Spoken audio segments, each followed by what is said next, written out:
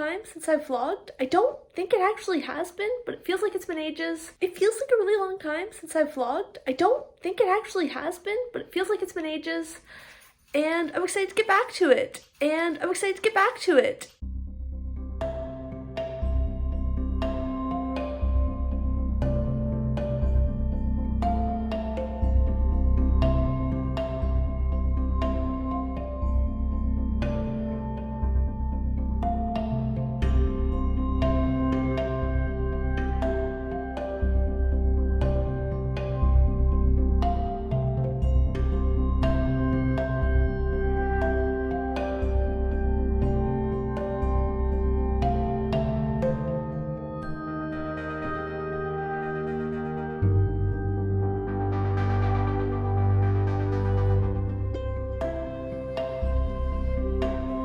As you can probably guess from the nighttime travel montage and the fact that this is clearly not my house, we're on a little weekend vacation. It's my birthday weekend. Luck would have it that one of my favorite musicians is playing in Montreal this Saturday. I was like, well, okay, that clearly has to be my birthday present. So we planned a little weekend vacation. We have some friends who live here, so we're gonna catch up with them. We haven't seen them in years.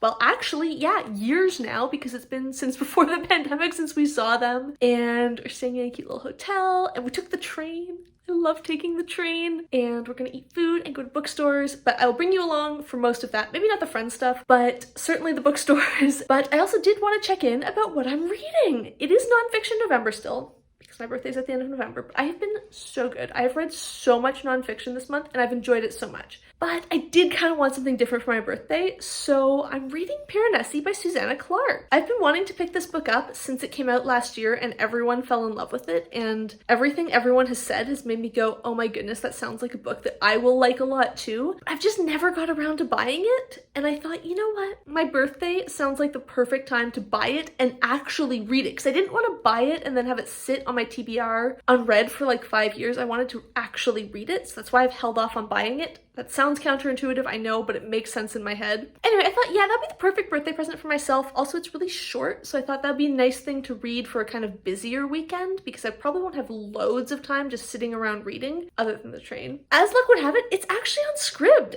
and I don't usually read a lot of actual books on Scribd. I usually listen to audiobooks. But I thought, hey, why not give it a go? That could be a fun experiment, and so far it's going well. I've read actually about half the book already. Like I said, it's very short. It's a 2-hour train trip, so I read a fair bit on the way here, and reading on the train is my favorite, but I think I would love this book no matter where I'm reading it. For those of you who have somehow escaped the Piranesi hype, it is about a man who doesn't really have a name for himself, but is called Piranesi by others, or another, who lives in this weird labyrinth of halls and vestibules that are basically just filled with statues. As far as he can tell, there's him and one other person, the other, who live here. He counts, I think it's 13 sets of bones that he has discovered. So he says, okay, I know there have been at least 15 people, but he has no knowledge of the world or anything outside of this strange place he calls the house. And it's told in journal format as he's sort of exploring and recording what's happening to him and then recording as he learns more and more. I'm finding it so fascinating. I'm absolutely loving it so far. It's definitely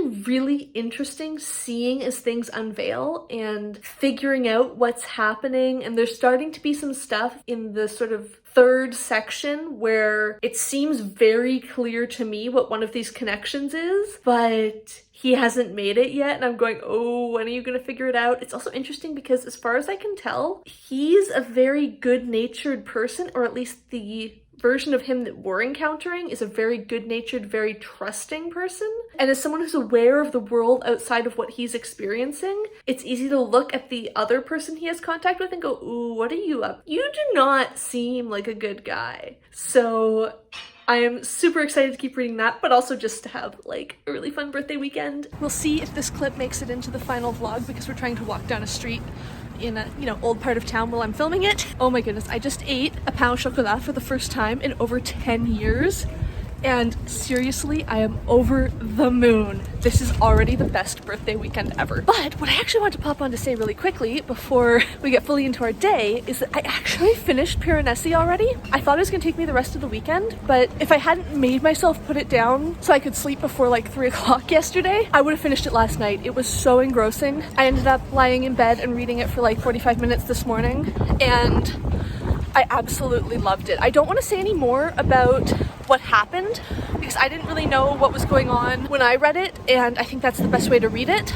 But know that I thought it was amazing. It was so good. And now to the rest of the weekend. We're going to a bookstore right now.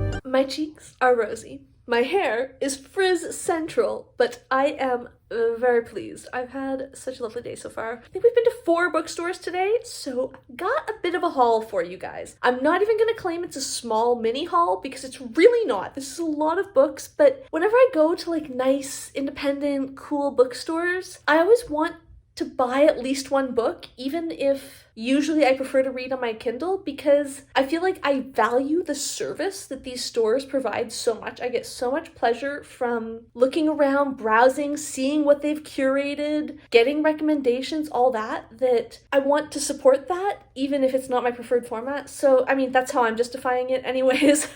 But we will start with 2 books that were actually a present. We met up with a friend for lunch, and it was so nice, and she very kindly got me a couple books at the bookstore near where we went to lunch. So first, we have Homo Deus, A Brief History of Tomorrow by Yuval Noah Harari. He's really known for his book Sapiens, which I haven't actually read yet, but apparently this is really good, and it's about like AI and the future. I don't know, that sounds fascinating. Also, this one I think looks really cool. It is called Under the Black Flag, The Romance and Reality of Life Among Pirates by David Cordingly. I have never heard of this book, but I saw it on the shelf and went, that sounds cool. That sounds like the sort of history nonfiction book I would really enjoy. Also, check it out. The skull has a cool little gold tooth. I just think that's so cute. So I'm really looking forward to both of these. As I mentioned in a recent video, I'm hoping to read more nonfiction. I also said I'm going to try and talk more about genres in nonfiction, so I guess I should try and mention that. This is, I guess, history would be the general genre, but like topic-specific history, pirate history,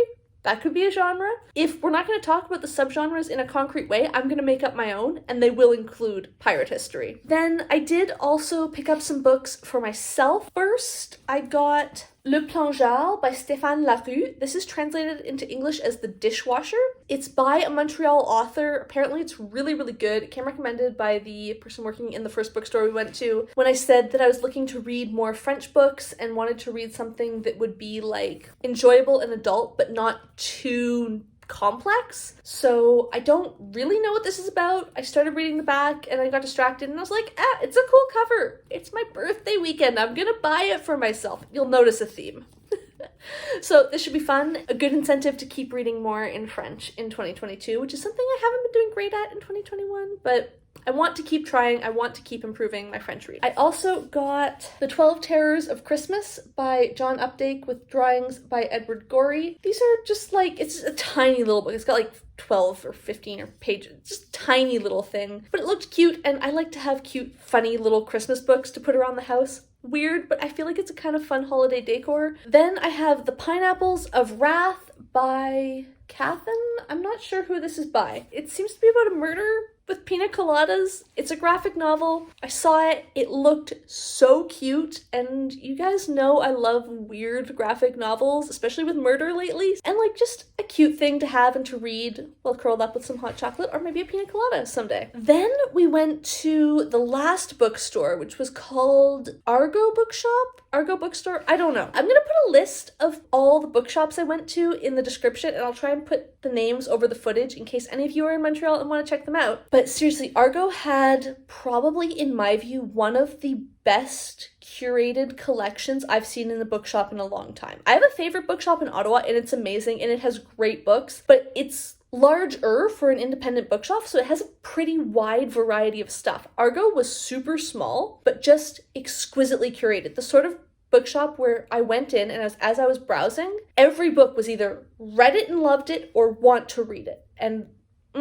that was fantastic. So I picked up 2 books there just because it was so lovely. First, I got The Office of Historical Corrections, a novella and stories by Danielle Evans. Who did I see talking about this? Hannah of Hannah's Books talked about this over the summer at some point, and her description was so interesting that it stuck with me, and as soon as I saw it, I was like, okay, I need to get this. I've been wanting to read this ever since I first saw her talk about it. I think it is, as it says, about an office, like a government agency or something, that goes back in time and corrects things or something. I don't fully know. It's a short story collection, and I think it's a lot about character. I don't think it's super, like, about them having wacky time travel adventures as much as it's about these characters and exploring things through them. And finally, I picked up There There by Tommy Orange. This is by an Indigenous author. I think he's American, and it's set in Oakland, I think. From what I understand, there's going to be a big powwow, and a whole bunch of people are traveling back for this powwow from all over the place. They're coming for all sorts of reasons.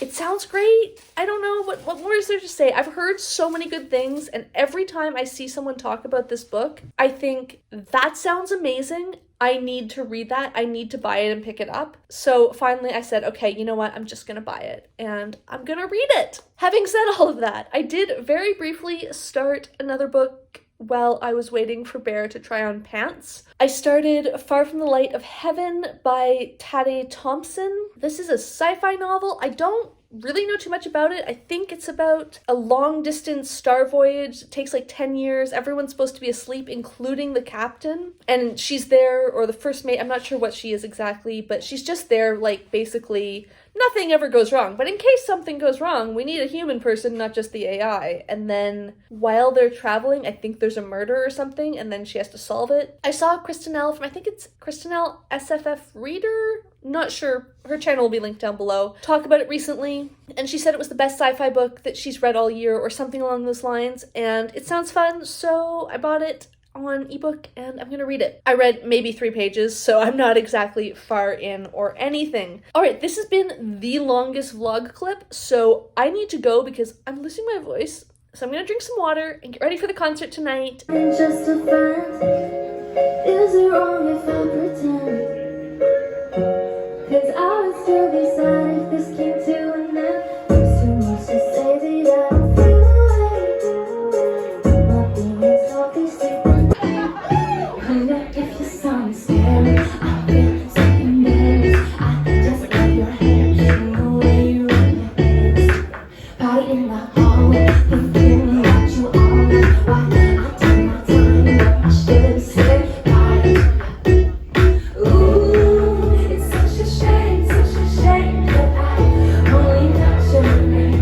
Now I dream about time. I think I'll have included some clips from the concert last night. Hopefully that doesn't get me like copyright infringed, but hopefully that was fun. It was a really, really fun show. It was really great. I got there nerdily early and got to stand like right in front of the stage, which I always love doing. So that was phenomenal. I didn't get any reading done last night, really, like, you know, 3 pages before I fell asleep. But this morning I woke up kind of early again. I think I might be reaching that stage in my life where I just don't really sleep in that much. Not sure how I feel about this. Right now it's kind of nice because it's very cozy to lie in bed on vacation for an hour, reading your book before you get up. We're not complaining. I'm about a quarter of the way through Far From the Light of Heaven now. We're just starting to get into things are being investigated. Some people have joined her to help her investigate, and I assume we're gonna figure out what's happened here. It is really, really enjoyable. I'm looking forward to reading more of it this evening on the train, but for now we are about to check out from our hotel room and go meet up with some friends for brunch. So I probably won't vlog that much today. We're meeting up with friends of Colin's who are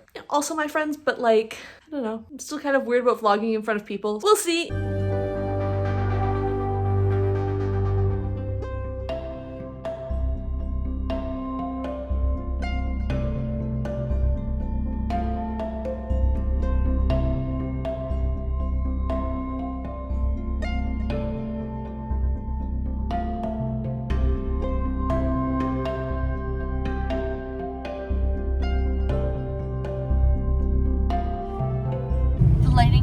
is probably going to be abysmal, but I kind of wanted to wrap this up in the car before we get home. I don't know why, it was a travel vlog. I kind of want to wrap it up while we're traveling, or as you can probably guess, just on our way home from the train station. And it was such a lovely weekend. I didn't really film anything today because, as I said, we're hanging out with friends, but that was so lovely. We had a really nice brunch and just like hung out in Montreal, did some cool stuff. We went up to the top of Mount Royal and did the lookout. I did film a clip there, so hopefully I'll put that in.